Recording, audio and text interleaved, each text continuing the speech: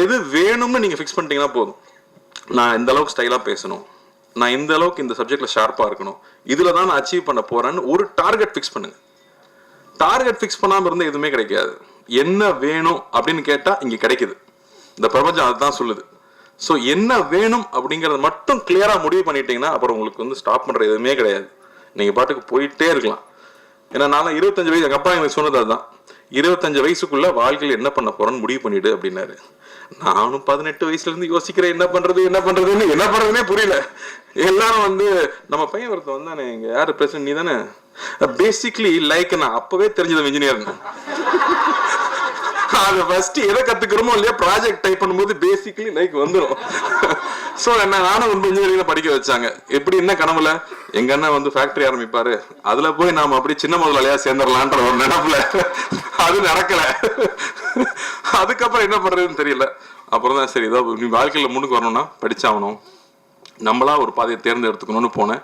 அப்போ நான் இன்ஜினியரிங் படிச்சு முடிச்சதுக்கு அப்புறமா ஒன்று தெளிவாக புரிஞ்சுது, எனக்கு வந்து இன்ஜினியரிங் எல்லாம் பிடிக்கல, எனக்கு சினிமா பிடிச்சிருக்கு. அது சொல்றதுக்கு ரொம்ப வெக்கமா இருந்துச்சு, ஆனால் அதை சொல்லி தான் ஆகணும். எங்க அண்ணனுக்குலாம் அவ்வளோ இன்ட்ரெஸ்ட் கிடையாது, பட் எனக்கு பிடிச்சிருந்துச்சு. ஸோ நான் தைரியமா அப்பா கிட்ட சொல்லிட்டு, இல்லைப்பா நான் திரும்பி வரேன், நான் சினிமாவில் ட்ரை பண்ண போறேன், கத்துக்கணும்னு தான் நினைச்சேன். எதுவுமே எனக்கு தெரியாது, கத்துக்கணும்னு ஆசைப்பட்டு வந்தேன். ஆனா இதுதான் அப்படின்னு நான் முடிவு பண்ணதுக்கு அப்புறமா எனக்கு எல்லாமே நடந்துச்சு. அது வரைக்கும் நான் ஆவரேஜ் ஸ்டூடெண்டா இருக்கிறது ரொம்ப கொடுமை. ஞானவேல் சார்கிட்ட நான் பேசியிருக்கேன்.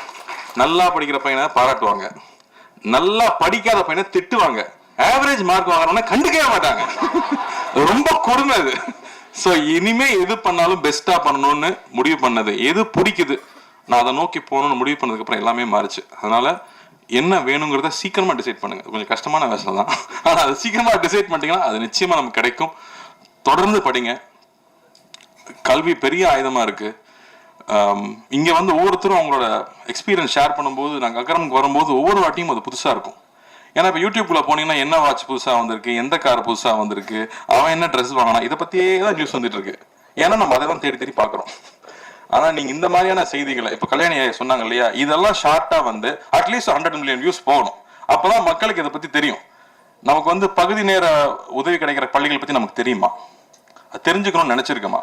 இந்த மாதிரி விஷயங்கள் தான் இங்க ஷார்ட்ஸா கட் பண்ணி தயவு செஞ்சு பாப்புலர் பண்ணணும்னு நான் கேட்டுக்கிறேன். ஏன்னா அதெல்லாம் மக்களுக்கு தெரிஞ்சுக்கணும். இல்லாட்டி நமக்கு என்னென்ன விஷயங்கள் இருக்கு சமுதாயத்துல நடக்குதுங்கிறது நமக்கு தெரியாம போயிடுது. ஸோ அது ரொம்ப அவசியம்னு பாக்குறேன். இங்க ஒவ்வொரு தடவை வரும்போதும் ஒவ்வொருத்தரும் பகிர்ந்துக்கிற விஷயங்கள் நமக்கு மறுபடியும் புது புது விஷயங்களை கற்றுக் கொடுத்துட்டே இருக்கு. இதெல்லாம் நம்ம சமுதாயத்தில் இருக்கான்னு தெரிஞ்சுக்கிட்டே இருக்கு. மணிப்பூர்ல இருந்து ஒரு பாப்பா வந்து இங்க பேசிச்சு, அது இங்கிலீஷ்ல பேசிச்சு. அது என்ன பேச்சுன்னு எல்லாருக்கும் தெரிஞ்சிருக்குமான்னு தெரியலையான்னு தெரியல. அதுக்காக நான் ஒரு வாட்டி சொல்லணும்னு நினைக்கிறேன். எங்க ஊர்ல வந்து பிரச்சனை நடக்குது, எங்க ஊர்ல வீட்டை விட்டு வெளியில போக முடியல. அதனால எங்க ஊர்ல நிறைய குழந்தைங்க ஸ்கூலுக்கும் காலேஜுக்கும் போக முடியல, வீட்டுல உட்காந்துட்டு இருக்காங்க அப்படின்னு சொல்லுது. நான் அதிர்ஷ்டவசமா இங்க வந்ததுனால இங்க நான் படிச்சுக்கிட்டு இருக்கேன். தயவு செஞ்சு எங்க ஊருக்காக பிரார்த்தனை பண்ணிக்கோங்க. தயவு செஞ்சு எங்க ஊர்ல இருக்கிற குழந்தைங்களுக்கு மறுபடியும் பள்ளிக்கும் கல்லூரிக்கும் போறதுக்கு வழிவகுக்குங்க அப்படின்னு சொல்லி அந்த பாப்பா கேட்டுக்கிச்சு. அதை நம்ம அந்த சிச்சுவேஷன் நம்மளால உணர முடியுமா? நம்ம வந்து தமிழ்நாட்டில் இருக்கோம், அதெல்லாம் என்னன்னு நமக்கு தெரியல. ஆனா அங்கிருந்து படிப்புக்காக அந்த பொண்ணு இங்க வந்திருக்கு.